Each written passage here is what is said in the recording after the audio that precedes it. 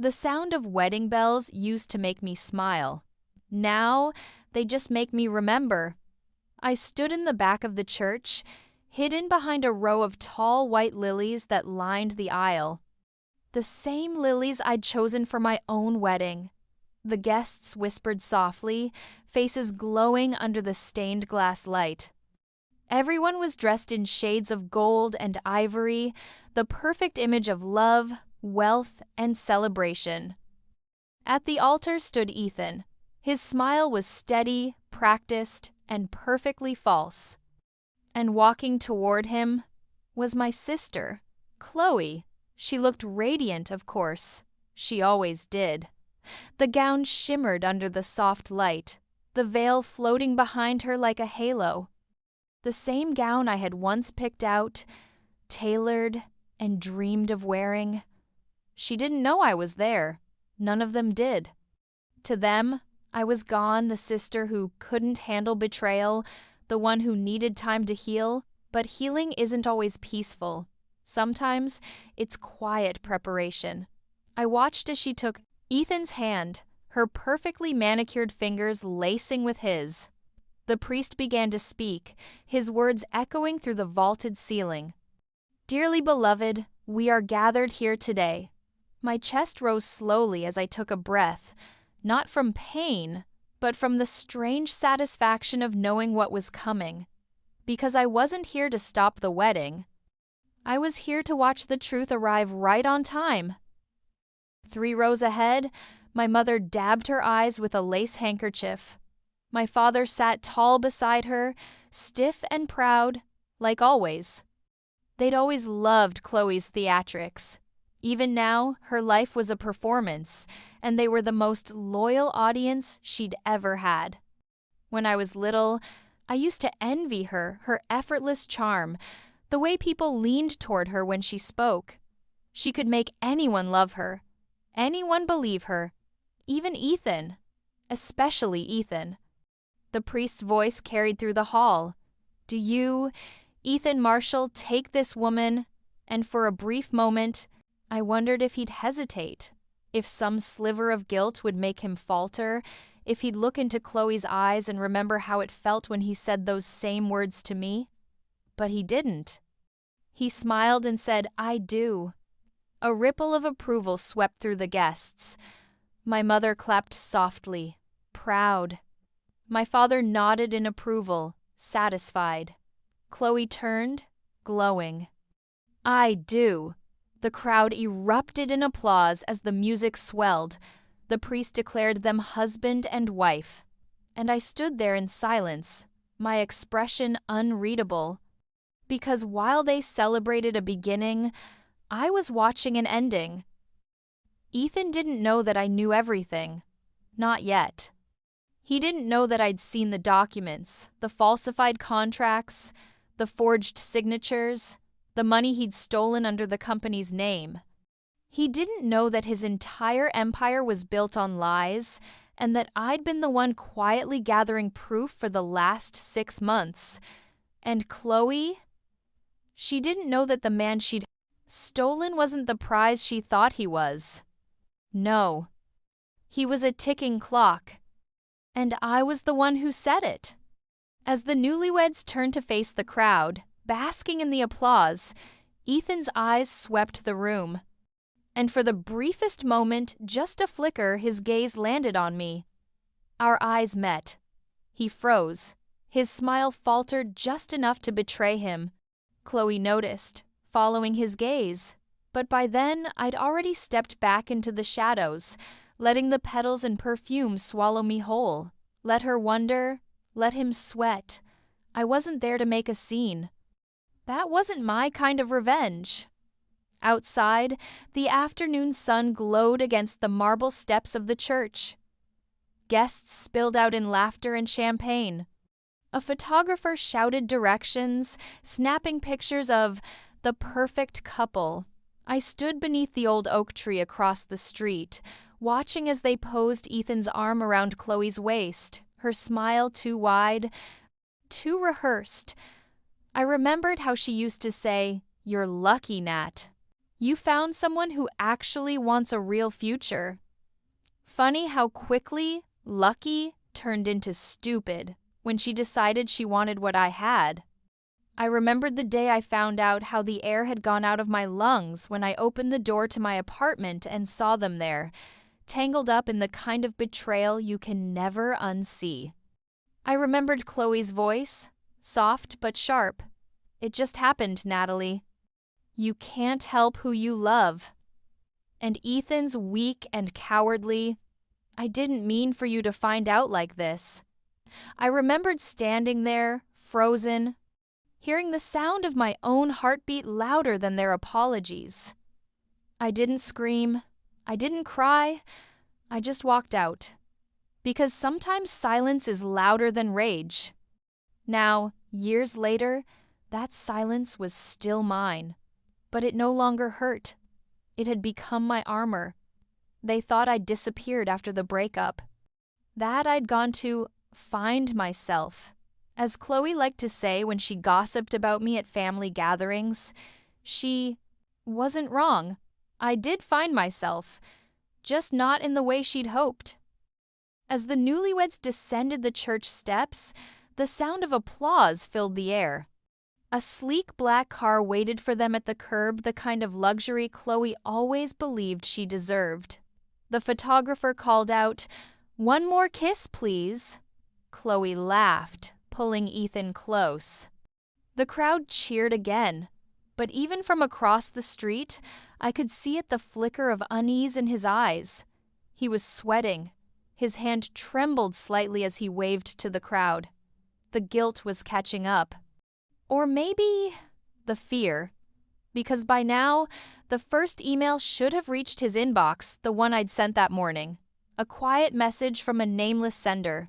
No threats, no demands. Just one line. You can't hide what's already been found. I turned and began to walk away, my heels clicking softly against the pavement. Behind me, the music swelled again as laughter filled the air. If anyone looked at me, they'd just see a woman in a simple black dress, calm, unassuming, detached from the celebration behind her. But inside, I felt something I hadn't felt in years. Control. For the first time, I wasn't the broken one. I wasn't the betrayed sister or the forgotten fiancé. I was the quiet truth waiting to be heard. As I reached the corner, I looked back one last time. Chloe's veil caught in the breeze, fluttering like a ghost of everything she'd stolen. I smiled faintly and whispered, "Congratulations, sister." Then I turned and walked away, because I already knew the honeymoon wouldn't last, and when it ended, it wouldn't be love that destroyed her. It would be the truth. Growing up with Chloe was like living beside the sun. She was radiant, untouchable, the kind of person who could light up a room just by stepping into it. And like the sun, she burned anyone who got too close. Our parents adored her, how could they not? She was beautiful, confident, and always seemed to say exactly what people wanted to hear. When we were little, she used to call me the quiet one. It wasn't meant kindly. She'd say things like, "Don't mind Natalie, she's just shy," whenever I hesitated to speak up, or, "Let me handle it, she's not good with people." At first, I believed her. Then I realized she didn't mean handle it. She meant take it. Every compliment, every opportunity, every bit of affection. Chloe had a way of claiming it, twisting it, making it hers. By the time we were teenagers, she was the golden child. I was the dependable one.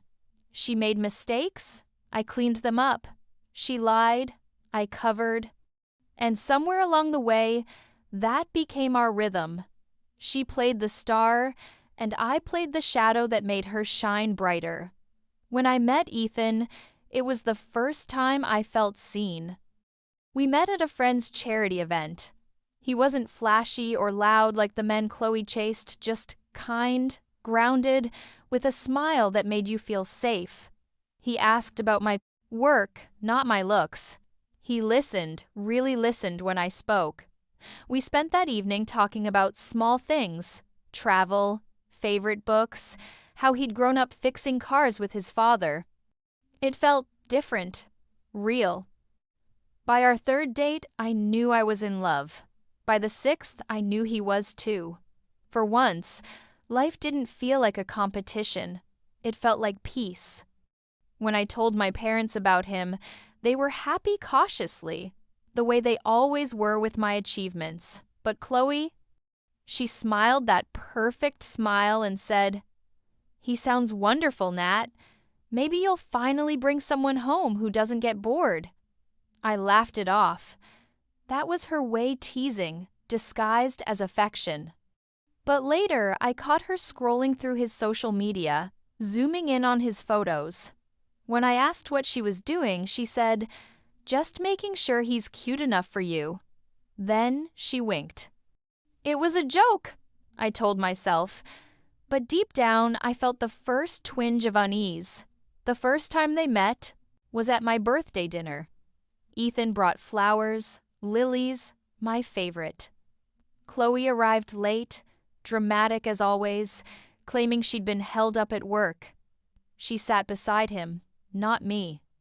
Throughout dinner, she laughed at his jokes, asked about his hobbies, and told stories that always managed to loop back to her. When I excused myself to take a phone call, I came back to find her touching his arm lightly as she laughed at something he'd said. It was harmless. At least, that's what I told myself. After dinner, Ethan said, "You're sisters." Interesting. I asked what he meant. He hesitated before saying, "She's very confident." I smiled, though my stomach nodded. That's one word for it. A few months later, Ethan proposed. It was quiet, simple, and perfect, just the two of us on a hiking trail overlooking the lake where we'd had our first date. When I said yes, he slipped the ring on my finger, and I remember thinking, maybe this is finally mine. Maybe happiness doesn't have to be shared. For a while, it was. The wedding planning began, and like always, Chloe inserted herself in the middle of it. "I just want to help," she said. "You've never done something this big before?" I didn't need help, but I also didn't want to argue. She helped me choose colors, venues, even the dress. She was charming, thoughtful, the perfect sister. For a moment, I almost believed her. Then, things started disappearing. Small things, at first ideas, compliments, attention. She started texting Ethan about planning details without me. When I asked about it, she said, "Oh, it's nothing. He just responds faster than you do." At dinner, she'd tell stories from my relationship as if they were her own memories. "She and Ethan love that restaurant," my mother would say. And Chloe would add, smiling, "I know. I told her about it." I started noticing looks between them. Tiny glances. Moments that lingered a beat, too. Long. Ethan would dismiss it with a laugh when I mentioned it. "Come on, Nat," he said once, kissing my forehead. "You're imagining things. She's your sister." But there was something in his eyes, guilt, maybe, or fear. And deep down, I think I already knew. The week before the wedding, Chloe convinced me to let her host the final dress fitting at her apartment. She said it would be more private, just us. When I arrived, the door was unlocked. The music was playing softly. My dress hung on the wall, pristine and perfect. But the apartment wasn't empty. I walked down the hallway and froze. Through the half-open bedroom door, I saw them, Chloe and Ethan, entangled, laughing between whispers. My hands went numb. My heart didn't break with noise. It broke in silence. When Chloe saw me, she didn't even flinch. She just sat up, wrapped the sheet around herself, and said, "It's not what it looks like." Ethan stammered, "Natalie, please, but—" She cut him off. "You can't help who you love," she said. "You've always had him, Nat. Maybe it's my turn." My turn. The words echoed in my head as I turned and walked out.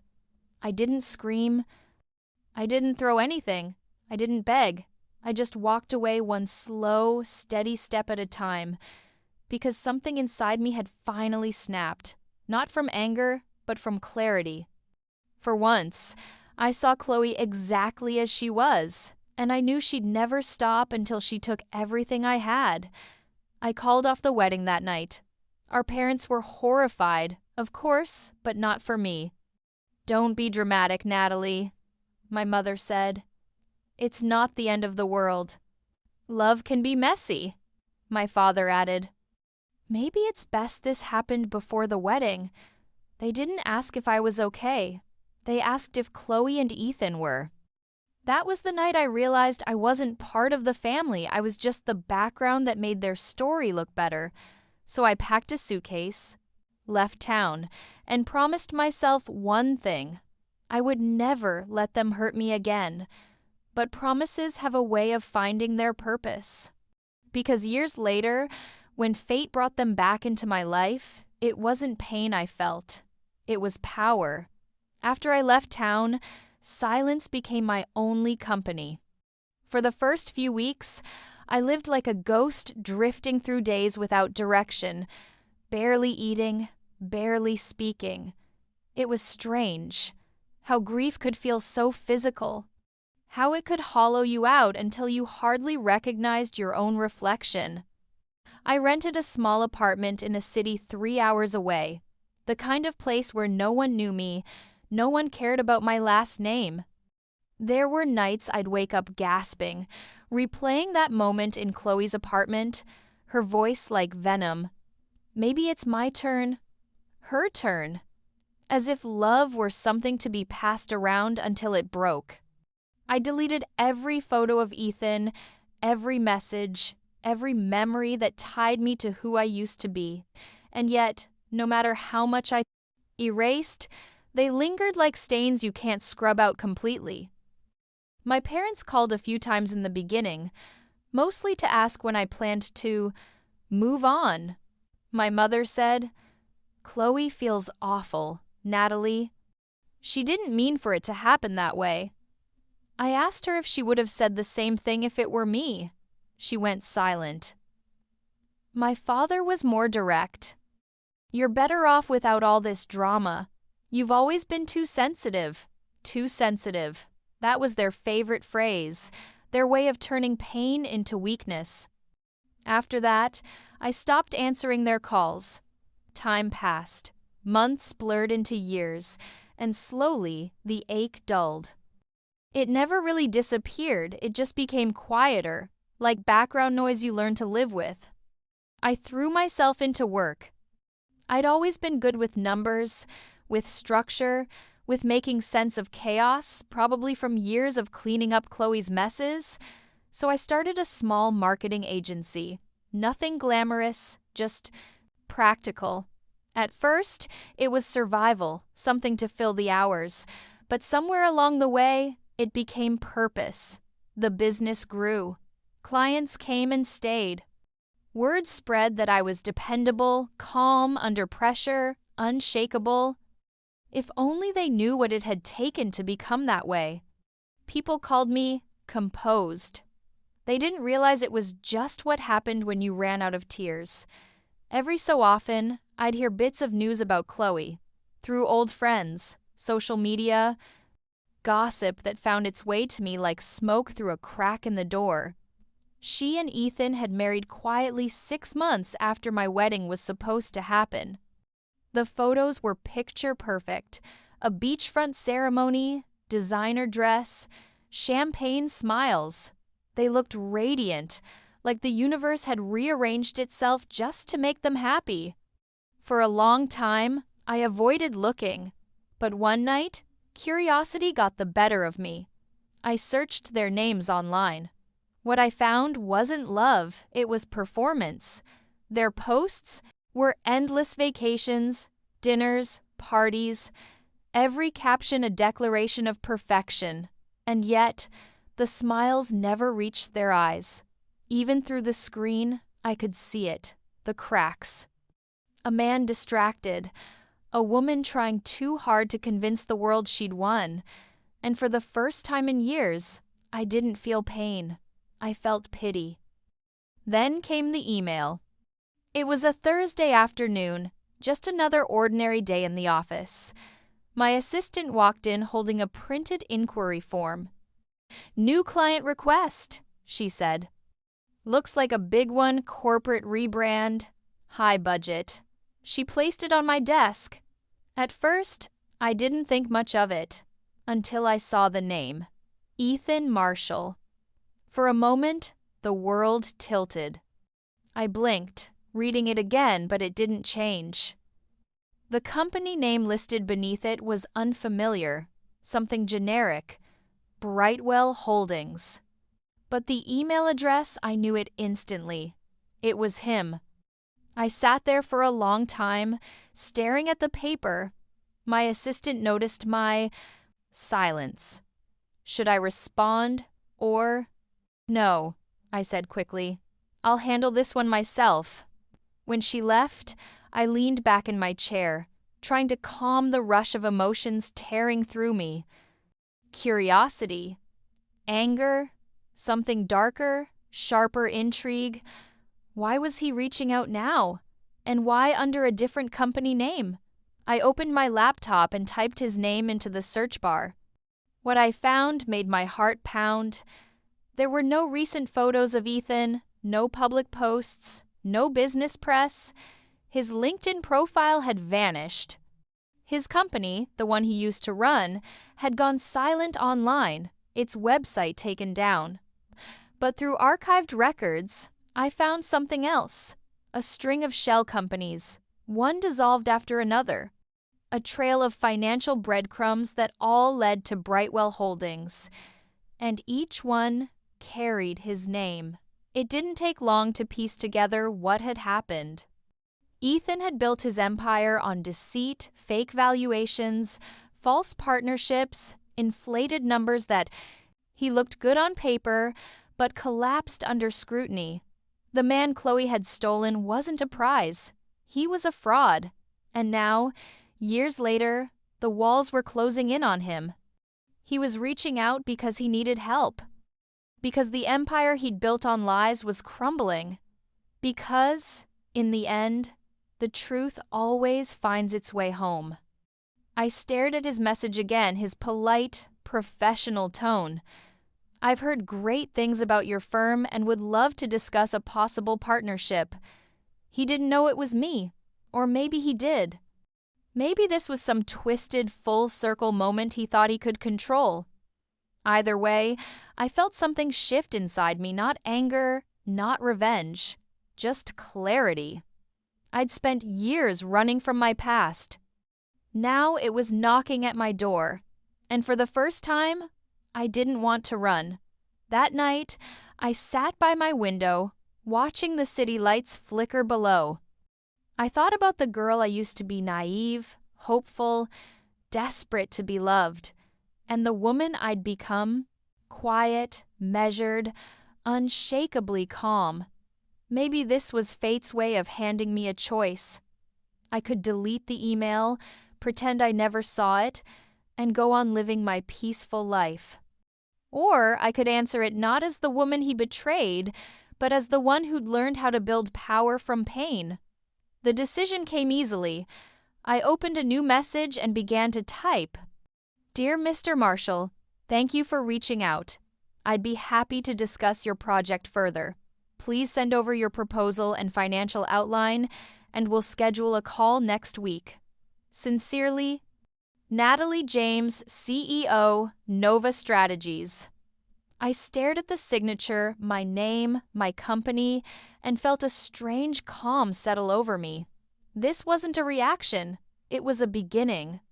As I hit send, I whispered to myself, "You took everything from me, Ethan. Now let's see what's left of you." And for the first time since the day I walked away, I felt something that almost resembled joy, because fate had finally brought us back together. Only this time, I wasn't the one standing in the shadow. I used to think heartbreak was the end of you, that once someone shattered your heart, there was no putting it back together again. But I learned something in the years after Chloe and Ethan. Hearts don't stay broken forever, they just harden differently. The day I sent that email, something inside me clicked. It wasn't anger, not anymore. It was awareness. It was control. I had no intention of rushing into anything. If Ethan wanted my help, I'd give it to him, just not the kind he expected. 2 days later, I received a follow-up message from his assistant. "Mr. Marshall is eager to meet. He's heard excellent things about your work." Of course he had. Ethan always surrounded himself with people who could make him look legitimate. And in the business world, legitimacy was my specialty. We scheduled a meeting for the following week. The morning of the meeting, I dressed with deliberate simplicity. A dark navy suit, no jewelry except a watch. Professional, polished, unremarkable. Exactly how I wanted him to see me. When I arrived at the office, the receptionist smiled. "Mr. Marshall will be right with you." I nodded and waited, my heart beat steady. Then he appeared. Ethan looked almost the same, handsome, confident, but there were small changes. Fine lines around his eyes, a hint of exhaustion behind his smile. For a moment, I wondered if he'd recognize me immediately. He did. His smile faltered just enough to betray it. "Natalie," he said quietly. I wasn't expecting," I raised an eyebrow. "A professional meeting?" He hesitated, then laughed awkwardly. "Of course. It's just been a long time. 7 years," I said evenly. "Let's get started." We sat across from each other, the table between us feeling like a battlefield. Ethan began explaining his new company, Brightwell Holdings, an investment firm specializing in sustainable real estate projects. It sounded impressive. It also sounded fake. The way he spoke, too rehearsed, too careful, was exactly how he'd sounded when he used to lie to me. I took notes as he talked, nodding politely, asking occasional questions. He relaxed, mistaking professionalism for forgiveness. When he finally finished his pitch, he leaned back, trying to smile. "I have to say, you look incredible, Natalie." I met his eyes and said, "You always did have a way of complimenting people when you wanted something." The smile faded. He cleared his throat. "I just meant it's good to see you doing well." "I am," I said simply. "Let's talk numbers." For the next hour, I analyzed his financial statements. On the surface, everything looked clean. A neat trail of transactions, investor lists, and projected profits. But underneath, I could see the same pattern I'd seen before. It was all smoke. Half the projects listed were shell developments. The investors? Half of them didn't exist. He wasn't running a company. He was running a mirage. When the meeting ended, he extended his hand. "So, what do you think?" I smiled faintly. "I think Brightwell Holdings is impressive. I'll need more data before making recommendations." He grinned, relieved. "I knew I could count on you. You always saw the big picture." I gathered my files, meeting his gaze. "Yes," I said softly. "And I never forget the details." That night, I spread the documents across my dining table, studying every line until the city lights faded to dawn. Each page told a story of deception, fake asset valuations, unpaid loans, inflated portfolios. He'd built an empire of illusions. But it wasn't just greed. It was ego. Ethan needed to be admired, respected, the kind of man Chloe could show off like a trophy. And she had. When I looked at photos of them online, the charity galas, the magazine features, I could almost hear her voice saying, "See, Nat? I told you I could make him successful." I used to believe Chloe wanted love. Now I understood she wanted possession. Ethan wasn't her partner. He was her proof. And that proof was about to collapse. Over the next month, I quietly collected information, every document, every discrepancy, every trace of financial misconduct. I didn't do it out of spite. I did it out of fascination. Because as I pieced together his fraud, I realized something deeper. Ethan wasn't the villain I remembered. He was weak. And weakness was always its own undoing. He reached out frequently, updating me on progress, unaware that I was already building a map of his downfall. I responded politely, professional as ever.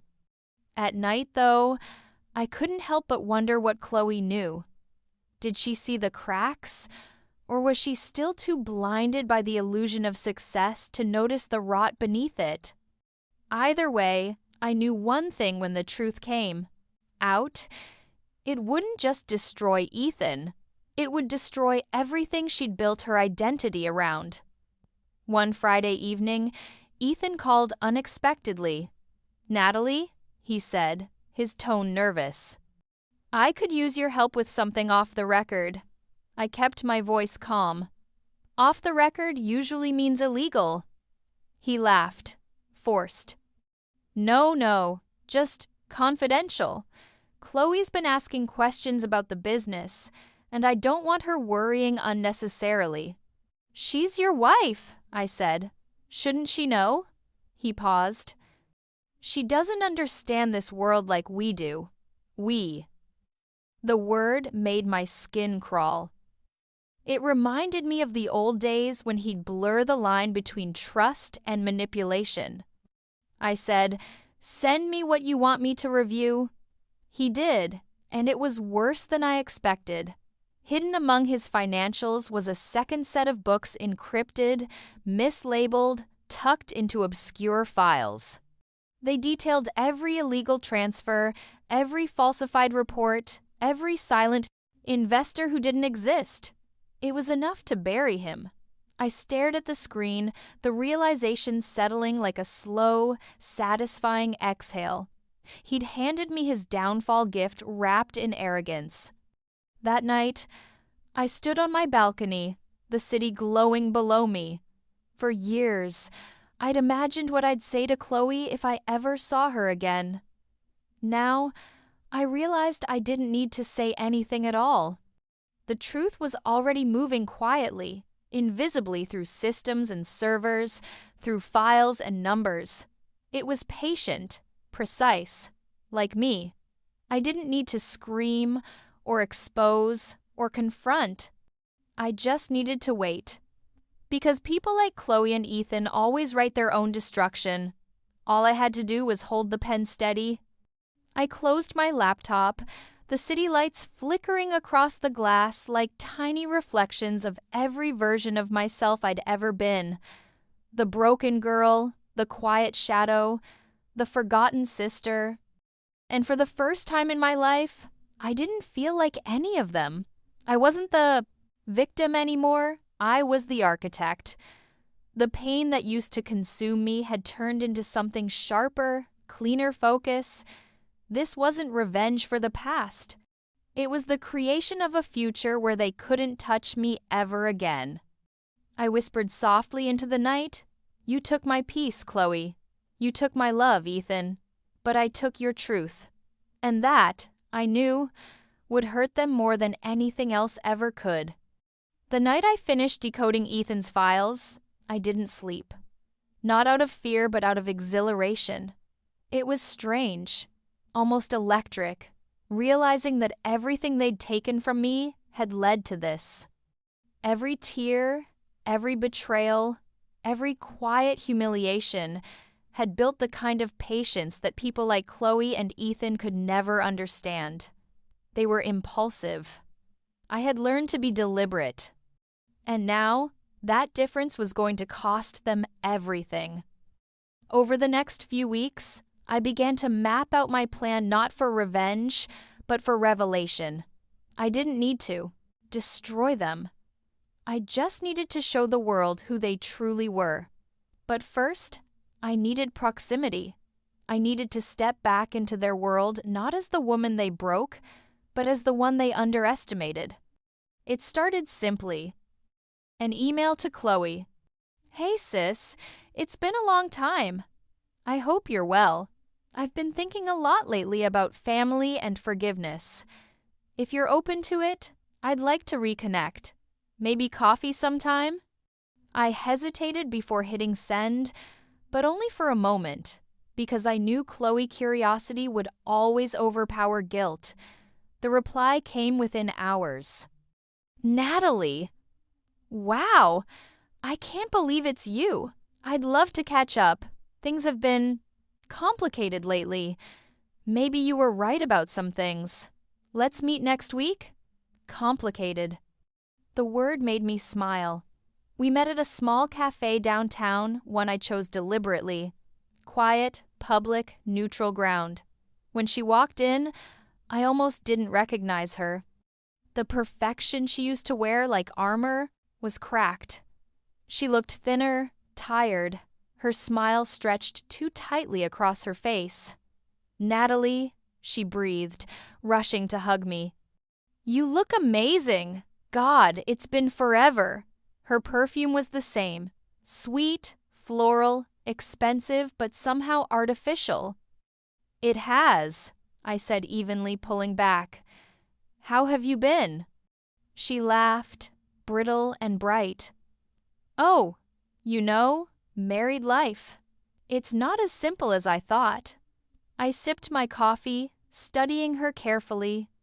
There it was, the flicker of dissatisfaction, the shadow of regret. "Ethan keeping you busy?" I asked. Her eyes darted to the window before she answered. "He's different lately. Distracted, stressed." I tilted my head. "Work trouble?" She shrugged too quickly. "Every business has ups and downs." Of course it does, I thought. Especially when it's built on lies. As she talked, I slipped naturally into my old role, the listener. The quiet, supportive sister she'd once mistaken for. Weakness. She confided more than I expected. The fights, the financial strain, the growing distance between them. "I don't know," she said at one point, stirring her coffee absently. "Sometimes I wonder if we made a mistake." "You did," I wanted to say. Instead, I smiled softly. "Maybe you just need honesty between you again." Her eyes met mine sharp, searching. "Do you really forgive me, Natalie?" The question hung between us like a blade. I held her gaze and said, "I've learned that forgiveness isn't about freeing the other person, it's about freeing yourself." She exhaled, relieved. "God, I've missed you." And I knew she meant it, but only because she needed me again. Over the next few weeks, we met several times. Coffee, brunch, a charity event she invited me to for old times' sake. It was almost surreal slipping back into her orbit, like a ghost haunting her own past. But this time, I wasn't the same girl. Each time she spoke about Ethan's business, I listened closely, prompting her gently. "He's been so stressed," she admitted once. "He keeps saying the investors are getting impatient, but when I ask questions, he just shuts down." I nodded, encouraging her. "You should protect yourself, Chloe. Make sure you know what's really going on." "I don't even know where to start." "I do," I said quietly. "I can help you." She smiled, grateful, unaware that the trap had already begun to close. The next step was strategic, legal documentation. I reached out to an old friend, a financial investigator who owed me a favor. I handed him a curated selection of Ethan's falsified records. I just need a quiet audit, I said. No headlines yet, just truth. He scanned the files, eyebrows lifting. You realize this could sink him, right? Fraud, embezzlement, tax evasion. I realize, I said calmly. But I'm not interested in ruining him. I'm interested in revealing him. He studied me for a long moment before nodding. You've changed, Natalie. I had to, I replied. The old me would have cried. The new me keeps receipts. Within 2 weeks, the preliminary report was done. Ethan's empire wasn't just cracking, it was collapsing. Investors were pulling out. Partners were demanding transparency. I didn't have to leak anything. All I did was let the truth breathe. And truth, once it starts spreading, is unstoppable. Then came the invitation I'd been waiting for Chloe's birthday dinner. She wanted to celebrate together, she said, like old times. I accepted. The restaurant was elegant, full of polished marble and soft lighting. Ethan was already there when I arrived, his smile brittle, his hands restless. Natalie, he said, forcing warmth. So good to see you again. Likewise, I replied smoothly. How's business? He hesitated, then said, It's been challenging, but we'll get through it. Chloe shot him a look, sharp with frustration. He's been saying that for months. Chloe, he warned under his breath. I watched them, fascinated. The cracks weren't cracks anymore, they were fractures. When the waiter poured wine, Chloe lifted her glass and said, To new beginnings. Ethan hesitated, then forced a smile. To family. I met his gaze and said softly, To honesty. He froze for half a second, then looked away. The silence that followed was delicious. That night, as I left the restaurant, I knew the turning point had come. The financial investigation was nearly complete. The media would pick it up soon. And when they did, it would all trace back to Ethan not because I planted it, but because he'd built it that way. All I'd done was open the window and let the storm in. But there was one thing left, the final thread I hadn't pulled yet. Chloe.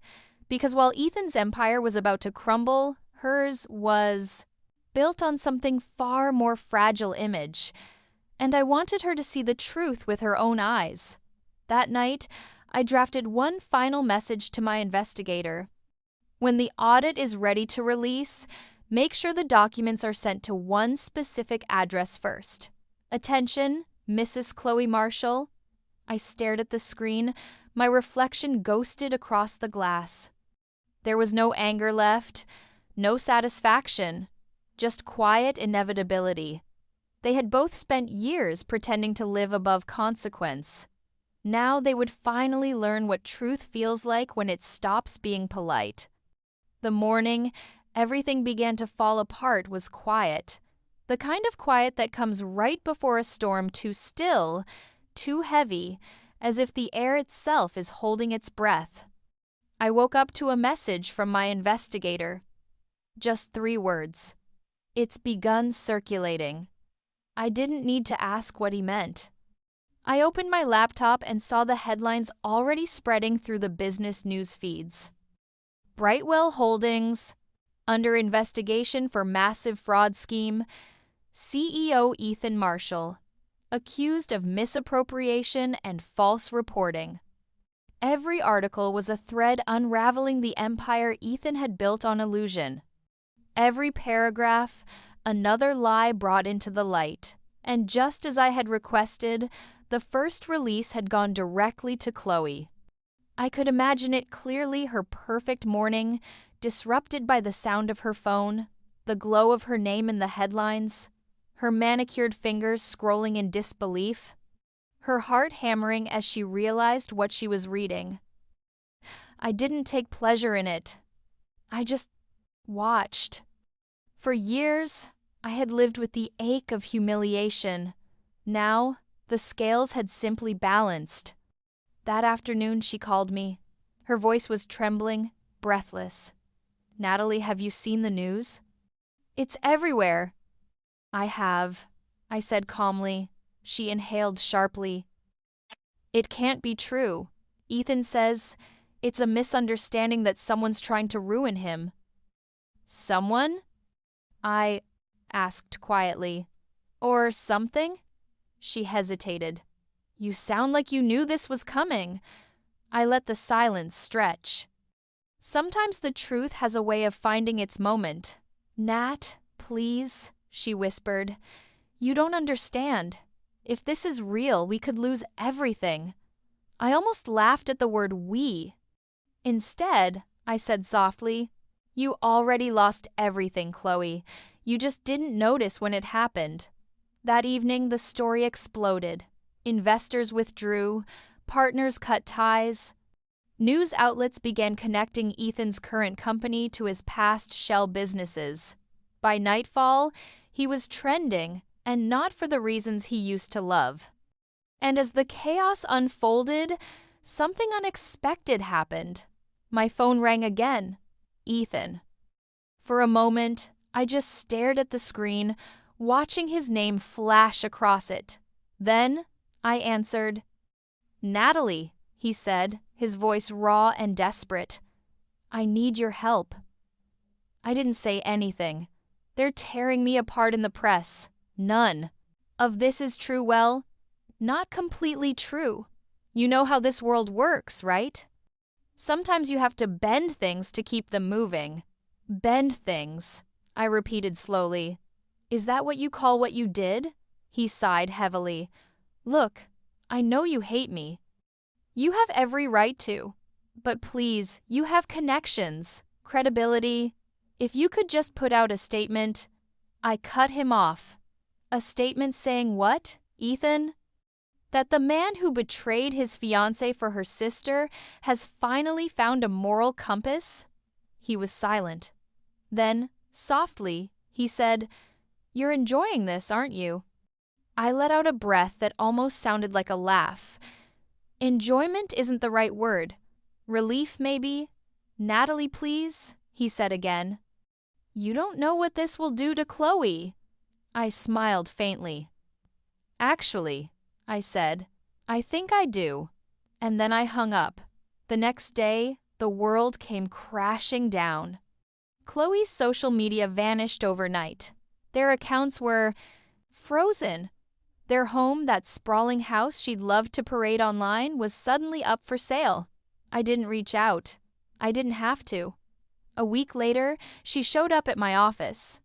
When my receptionist buzzed to say, "Your sister's here," I almost didn't believe it. Chloe walked in wearing dark sunglasses and the same expensive perfume, only now it smelled like panic.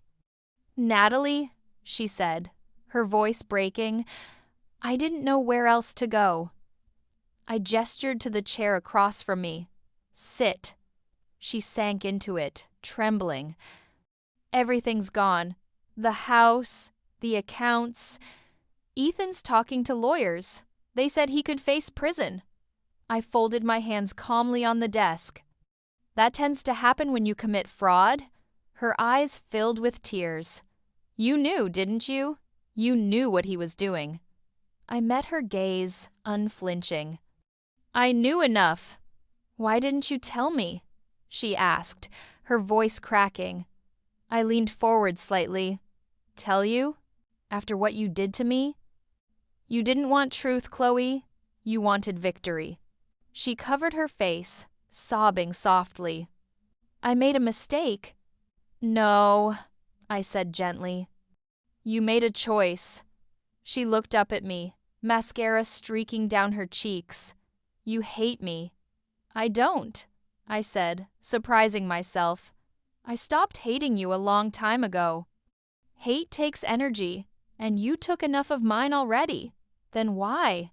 She trailed off, shaking her head. "Why let this happen?" "Because it's not my doing," I said quietly. "This is what happens when you build your life on lies. Sooner or later, it collapses under its own weight."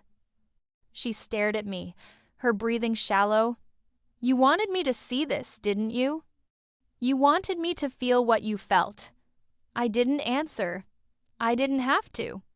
She stood slowly, looking around my office, the framed awards, the quiet confidence of success that didn't need to shout. You're doing well, she said bitterly. I built something honest, I replied. It lasts longer. For a long moment, she just looked at me, the kind of look that comes when someone finally realizes the cost of their own choices. Then she whispered, I don't know who I am without him. I said, maybe that's your chance to find out. And she left. That night, I went home and poured a glass of wine. I didn't feel triumphant. I didn't feel vindicated. I felt still. It was strange how quiet revenge could be when it was done right. No fireworks, no screaming, just truth, unfolding exactly as it was always meant to. Later that week, the final blow landed. Ethan's arrest was made public. Photos of him being led away in handcuffs flashed across the news, his once confident face hollowed with disbelief. Beside those images, headlines about Chloe appeared too, the wife of the disgraced CEO, implicated in willful ignorance. She wasn't charged, but she was condemned in a different way by silence, by reputation, by the eyes that once admired her now turning away. When it was over, I visited the lake where Ethan had once proposed to me all those years ago. The water was still, reflecting the pale sky above. I stood there for a long time, remembering that younger version of myself, the one who believed love was safe, that family meant loyalty, that goodness would protect you. She was gone now, and I didn't mourn her. I whispered softly into the wind, You were wrong, Chloe. It was never your turn.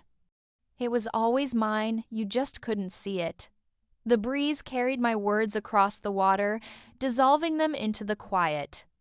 And for the first time in years, I felt peace not because I'd destroyed them, but because I'd finally stopped letting them destroy me.